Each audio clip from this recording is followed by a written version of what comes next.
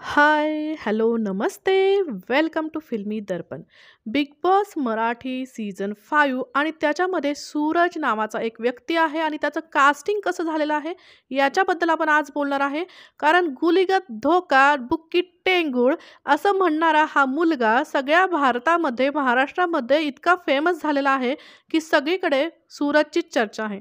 आणि काल बिग बॉसच्या घरामध्ये सूरजची फॅमिली येऊन गेल्यानंतर सूरजबद्दल खूप जास्त उत्सुकता निर्माण झालेली आहे, की एका छोट्या खेडेगावातनं आलेला हा मुलगा आणि इथं बिग बॉसपर्यंत कसा पोहोचला, कसं झालं असेल सूरजचं कास्टिंग, त्याच्याबद्दल आपण आज बोलणार आहोत. तर सूरजच्या कास्टिंगबद्दल बोलताना एंडेमॉलचे केतन मानगावकर यांनी जे सांगितलेलं आहे ते मी तुमच्याशी शेअर करत आहे, की बिग बॉसचं कास्टिंग करणं हा सगळ्यात टफेस्ट पार्ट आहे असं त्यांनी सांगितलेलं आहे. आणि फेब्रुवारीमध्येच हे कास्टिंग जे आहे सुरू झालेलं आहे.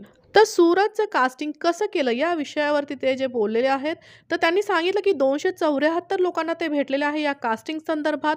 आणि त्यानंतर काही लोकं शॉर्टलिस्ट होऊन फायनलिस्ट हे झालेले आहेत. हे 17-18 लोकं जे आहेत ते फायनल झालेले आहेत. तर असं हे केतन मानगावकर यांनी सांगितलेलं आहे. आणि सूरजचं कास्टिंग कसं झालं याच्याबद्दल ते जे बोललेले आहेत, की सूरजचं जे प्रोफाईल होतं, त्याच्यावरचा जो नंबर होता तो रीच आउट होत नव्हता. सूरजला शोधणं खूप कठीण होतं. त्याचे खूप जे हे व्हिडिओज वगैरे होते ते सगळ्यांना माहिती होतं, पण सूरज नक्की कुठे राहतो, त्याच्याशी कसा कॉन्टॅक्ट करायचा हे त्यांना कळत नव्हतं. त्यानंतर त्यांचं जे कास्टिंग डायरेक्टर आहेत, कास्टिंग टीम आहे, त्यांनी सूरजला शोधलं आणि जेजुरीच्या पुढे एका छोट्याशा गावामध्ये सूरज राहतोय असं त्यांना कळालं.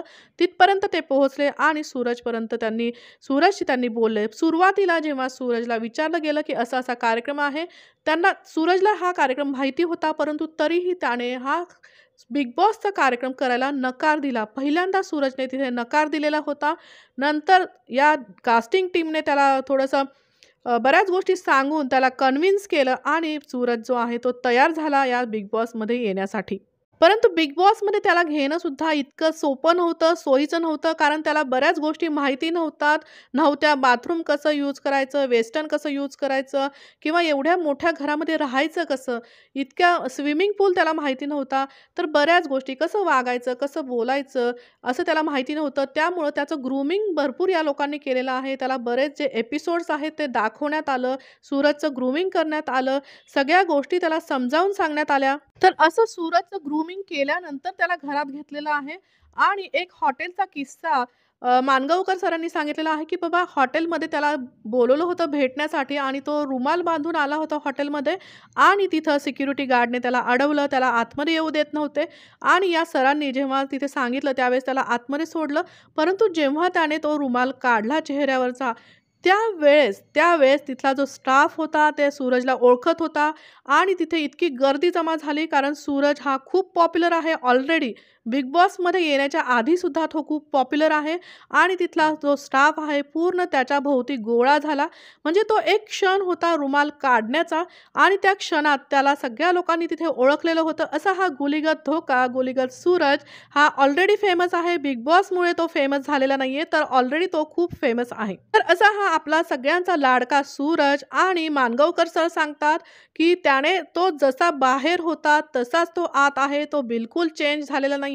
कुणाच्या इन्फ्लुअन्स खाली तो आलेला नाहीये किंवा तो काहीही त्याचा जो अँगर असेल किंवा काय असेल तो कुठेही आपल्याला वेगळा इथे दिसलेला नाहीये. तो जसा घरात आहे तसाच तो बाहेर आहे. आणि एका छोट्याशा खेडेगावातनं आलेला हा मुलगा आज बिग बॉसच्या घरापर्यंत पोहोचलेला आहे. कधीही एवढी चकाचक न पाहिलेला आज आपण पाहिलं एका वेगळ्या उंचीवरती हा मुलगा पोहोचलेला आहे.